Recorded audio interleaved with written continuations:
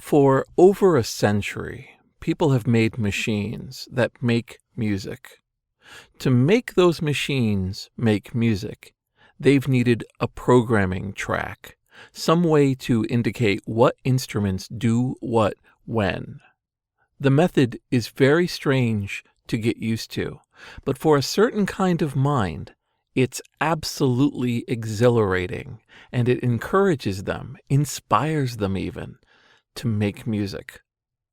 I got wrapped up in one of those waves in my 20s, and for a short time, I was a music tracker. This is Jason Scott Talks His Way Out of It, a podcast about technology, history, and getting myself out of debt. Thanks to Daniel Boyd, William Hearn, and the hundreds of other supporters on Patreon and elsewhere who have been supporting me and helping me get out of debt.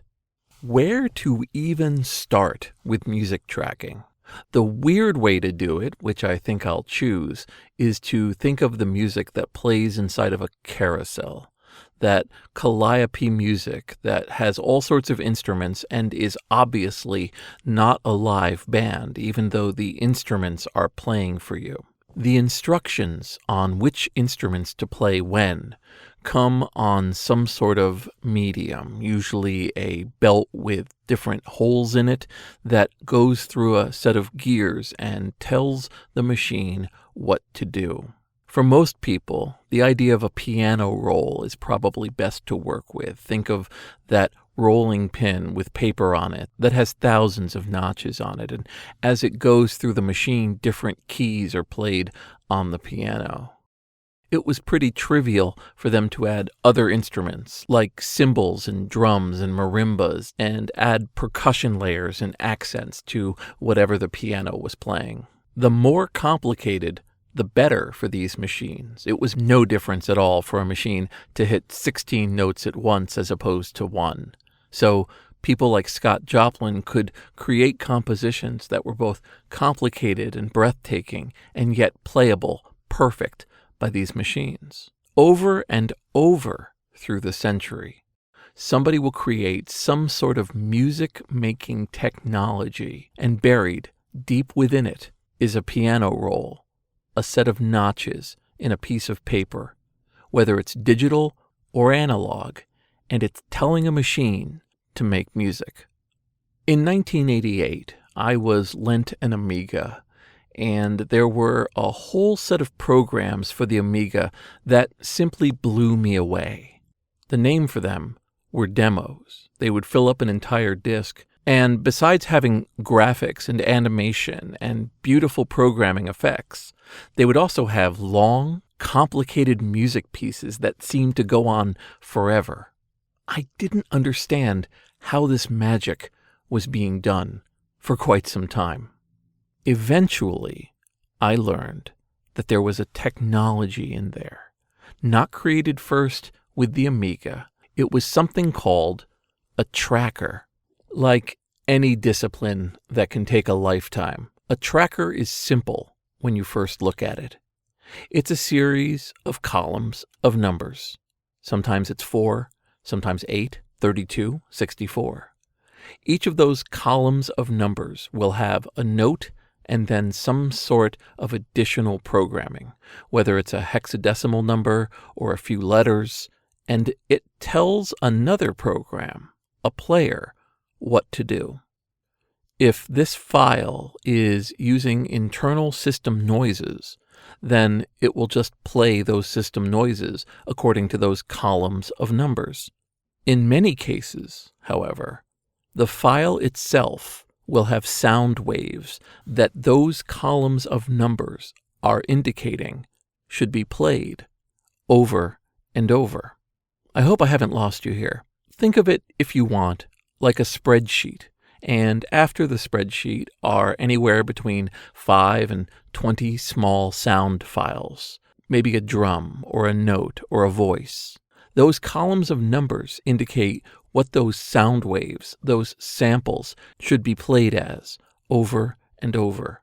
A repeating set of numbers in one column say that the bass drum sound should come at a regular interval. The second column tells you that a bunch of notes going up and down are played by a flute. Maybe the third one has a sine wave that is being moved up and down to provide a kind of voice part that rides over the other two. Maybe the fourth column is a bass that floats around at the lower depths. Maybe it's even using the same sine wave sample going at a much slower rate.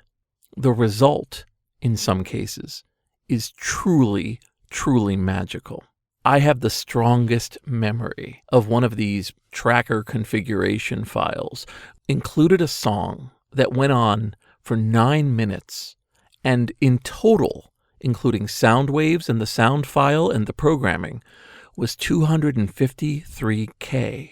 Even at a time when the magic of how small a file could be for the amount of effect it had was commonplace, this blew me away. This song had everything. A piano part with an incredible guitar solo, different sequences at different tempos crashing into each other. It went on and on and on, and it was focused for a demo. In other words, it was not just a piece of music, but a synchronized soundtrack for a video production that it would play with. It was inspiring to me in every sense of the word. At that moment, that juncture of being blown away by a creative work, you become one of two people. Somebody who wants to listen and enjoy so many more of them, or somebody who wants to become the person who makes more. It wasn't very long before I became that second person.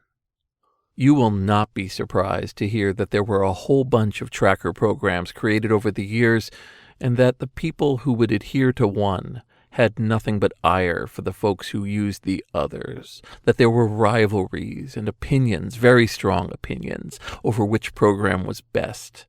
Each one had a set of channels that you worked in, and then sound files you could load in from different formats. They then had that extra column for each note that let you change how the note went. You could add vibrato, you could tell it to slide, you could cut up the sample and start at a different part, or even play it backwards. From these basic building blocks rose empires of sound creation. Musicians who called themselves trackers, who both worked with the demo scene and created music on their own. The music they made was, to me, breathtaking. Talent is talent. If a person could take a handful of samples and modify it and make them interact in ways that nobody would understand until they looked at the programming, that was a valid musician making valid pieces for a valid audience. Sitting on the Internet Archive in the emulation section are music discs whose entire purpose was to take anywhere between a handful or a huge amount of music pieces written in trackers and play them for an audience under a theme. Maybe it was just what was made this month. Maybe it was about a holiday. Maybe it was just to make fun of some other group. But these music discs, just 100K or more, could have 30 minutes of music on them. Beautiful 8-bit creations that could sound like full professional productions. There were cracking groups, there were ANSI art groups, there were demo groups, and there absolutely were music groups, people who created music on a regular basis, put it into a release or a music disc, and then sent it out over BBSs and then later the internet for everyone to enjoy. You expected them. You expected new releases. You looked forward to them. They would collaborate with graphics artists to give each of these music discs a different brand. They were something that you downloaded. You looked forward to downloading and playing them while programming and tinkering into the night. I don't mean to build up to my music career in this. I was not great. My handle at the time for music was Sketch the Cow, and I worked in a program called Fastrackers 2, which was created by a set of Swedes and was a particularly well-written user interface for writing trackers. I just took to this program. I thought it was just amazing to work with. I thought it was perfection for what I needed. Its user interface, besides being smooth and fast, was intuitive and fun. adding things. You could go into a mode where stuff was being constantly repeated. You could see where you were making mistakes. It encouraged you to experiment and stack pieces of music by measures over other measures and then seeing what worked better. You could then take that set of notes and refer to it, so you could have the first set of notes, the second set of notes, go back to the first, play half of the second, and then go to a third. You could do, in other words, with enough concentration, really complicated and really involved music pieces and hear them immediately. Because you could use pretty good samples, but only use one of each to get the sounds you wanted, you could make your mods incredibly small or incredibly large for what you needed. This was a program that was always on one of my computers in Harvard Square, and when I was doing caricatures in a cow suit, I would go home and work as Sketch the Cow on my little music tracks. I created something like a dozen pieces over the years, and I uploaded them, like everybody else did, to ftp.cdrom.com, because that's where they would rate your music and describe if you had done it right or what they thought of it. I frankly don't know who was writing those reviews, but I did look forward to them. I never got a really high review. Describing where the inspiration came for these songs, I just would play around with samples and they would speak to me. I would do experiments with pressing random keys or trying to go up and down in different scales and then seeing what jumped out at me. I loved making complicated percussion. I loved involving everything. I loved creating environments based on these samples and then putting music over it. In a few rare cases, I would find a piece of music already out there, written by somebody else, and I would remix it, add different parts to it, or slow it down and speed it up, just to keep myself near what I considered to be real talent. I would download some tracks from the internet and I would just stare at the programming, trying to figure out how they were doing this. They would change the tempo between notes to give a kind of weight to the percussion that I couldn't quite understand, but it sounded beautiful. I would watch them have two different tracks of the same piece modulated slightly to give it a real sense of depth that I couldn't quite put my finger on, but which really added to the whole experience. There were people, in other words, working at a whole other galactic level of music that I, stumbling around in the darkness, was never going to reach. Those pieces I wrote by Sketch the Cow are out there. They're in different compilations on archives of FTP sites. They're even on a shareware CD or two, scooped up by these people who are looking for new content. I don't think they give much insight into my personality, but it's fun to know that this music that I wrote probably reached hundreds, maybe thousands of people over the years, just listening to different music and trying it out.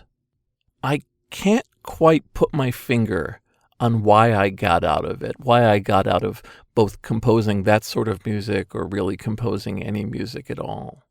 My easy go-to is to say that the documentaries took all that over, the keeping track of hundreds of interviews, of moving around the country, of trying to come up with a coherent story on a video editor. That fulfilled the same feeling. A non-linear video editor, after all, is just another tracker. Maybe that took it over.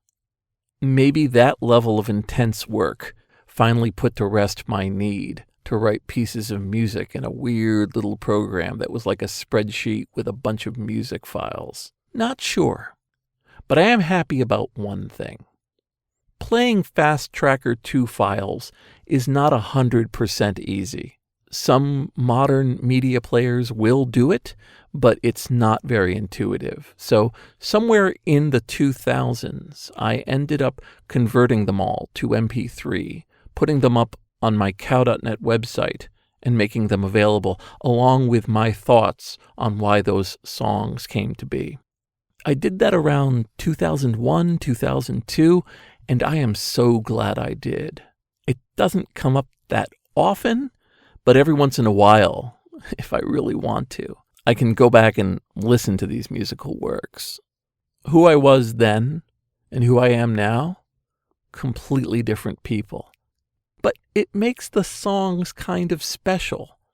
They're these fun little bursts of creativity that a 20-something was doing while learning about going from 56K modems to the internet, learning about writing HTML and creating a website, playing games like Quake and going to LAN parties and connecting to weird terminals on some sort of web browser, and watching the web browser become the most amazing of all of the applications.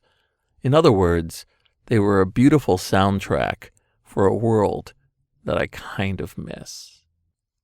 This is Jason Scott talks his way out of it. Thanks to James Bekoyanu, Forrest Fuqua, Mark Pilgrim, and the hundreds of other supporters on Patreon and elsewhere who have been supporting me and helping me get out of debt. I don't know if I'm 100% ready to talk about the North American International Demo Party experience I had in Montreal in 1996, but I will say that among the many events that happened there was a real-time speed music competition that I foolishly thought I could enter. At the time, I'd written a dozen pieces. I thought that I was up there and that I could write really great stuff. And the way that the competition worked was that along some tables were a bunch of computers with a tracker on them. The people running the contest would give you 8 different samples, and you had to compose a song in about 10 minutes. What I remember was that I decided to go for it. Absolutely thought I would place. I wouldn't win, of course, but I'd place. And I sat down and started to run through the samples. One of them was a horrifying static. Another was a buzz. Another was a single beep. And the others were equally terrible.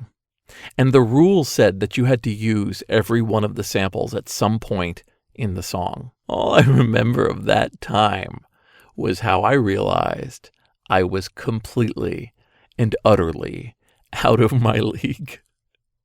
You know, you hit a moment when you're playing in a contest that you realize that you were not prepared for this contest, that you were going to Mount Everest with a candy bar and a wish, and everybody around you is going to compete, but you shouldn't be there. You are in some way committing a crime by taking a seat away from a competent person. And I had that moment, that humbling moment when I realized that the way that I composed my songs slowly over weeks, trying to knock off the rough edges and slowly assemble some good ideas and randomly experiment, was not designed for a contest like this. I wasn't ready for this at all.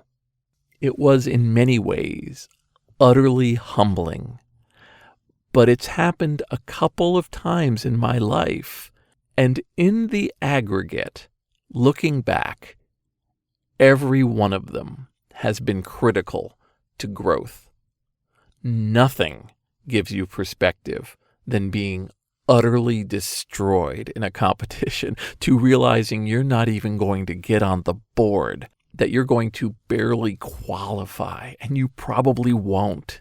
The fact that I can remember like a photograph those curtains on the side of the room with these computers and how I was totally lost and swimming and yet didn't want to quite admit that I was completely unqualified tells you that this was a lesson I desperately needed and which I took to heart for the rest of my life.